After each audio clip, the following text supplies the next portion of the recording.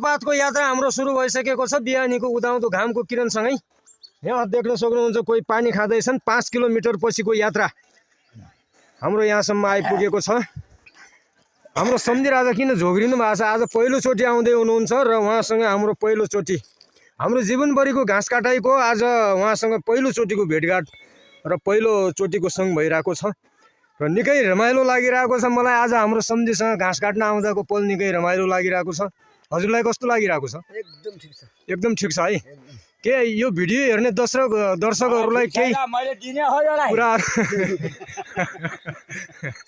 केही मिठा मिठा कुराकानीहरू यसो सुनाइदिउँ न यो भिडियो हेर्ने दर्शकहरूलाई। दर्शकहरूलाई मेरो नमस्कार छ। हजुर अरु के भनौँ र धेरै दिनपछि पहिलोचोटि यस्तो उकालोमा घाँस काट्न आउनु भएको छ है? धेरै पहिला अनि धेरै बिरामी जस्तो मान्छे हजुर त है? कहिले काहीँ आउनु होला? कहिले कसो आउँछु। हस् हस्, नत्र यो दिनकै आउँदा पनि यहाँ अलि नसक्छिन यहाँ त। हुन्छ है त, आजलाई यो भिडियो दिने गरौँ फेरि पनि। नमस्कार। हस् हस् हस्, नमस्कार।